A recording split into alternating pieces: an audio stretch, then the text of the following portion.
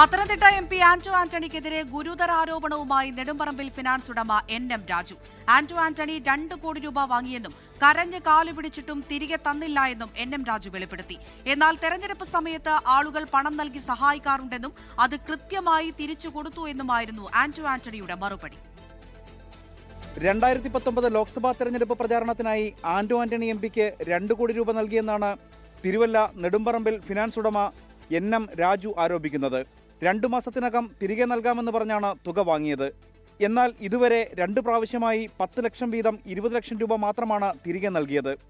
ആ ക്യാമ്പയിനിങ്ങിലെ വിവിധ ഘട്ടങ്ങളിലായിട്ട് 2 കോടി രൂപ ഞങ്ങളുടെ കമ്പനിയിൽ നിന്ന് അദ്ദേഹം വായ്പയായിട്ട് എടുത്തിട്ടുണ്ട്. ഈ വായ്പ തിരിച്ചു തരാനായിട്ട് അദ്ദേഹം തയ്യാറായില്ല. 2 പ്രാവശ്യമായിട്ട് 10-10 20 ലക്ഷം രൂപ മാത്രമേ അദ്ദേഹം തിരികെ തന്നിട്ടുള്ളൂ. കേരള കോൺഗ്രസ് എം സംസ്ഥാന ട്രഷററും പത്തനംതിട്ട ജില്ലാ പ്രസിഡന്റുമായിരുന്നു അന്ന് രാജു. വ്യക്തിബന്ധം കൊണ്ടാണ് സഹായിക്കണമെന്ന് അഭ്യർത്ഥിച്ചപ്പോൾ പണം നൽകിയതെന്നും രാജു വ്യക്തമാക്കുന്നു. എന്നാൽ വെളിപ്പെടുത്തലിന് പിന്നാലെ മാധ്യമങ്ങളെ കണ്ട ആന്റോ ആന്റണി MP 2 കോടി വാങ്ങിയെന്ന ആരോപണം തള്ളി. എന്തെങ്കിലും അദ്ദേഹത്തിന് കൊടുക്കാനുണ്ടെന്ന ഏതെങ്കിലും ഇപ്പൊ അദ്ദേഹം ഇടതുമുന്നണിയിലാണ് നിൽക്കുന്നത്. ഇടതുമുന്നണിയുടെ സമ്മർദ്ദം കൊണ്ട് അയാൾക്ക് എന്തെങ്കിലും ആരോപണം ഉന്നയിക്കാണ്ട് അയാൾ നിയമപരമായിട്ട് കേസ് കൊടുത്തു. ആന്റോ ആന്റണിക്ക് നൽകിയത് നിക്ഷേപകരുടെ പണമാണെന്നും ഇക്കാര്യം EDയെയും ക്രൈംബ്രാഞ്ചിനെയും അറിയിച്ചെന്നും NM രാജു വ്യക്തമാക്കുന്നു.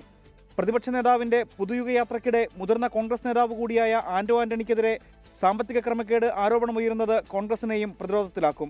വരും ദിവസങ്ങളിൽ വിഷയം ഭരണപക്ഷവും പ്രതിപക്ഷത്തിനെതിരെ ആയുധമാക്കിയേക്കും. News desk 24.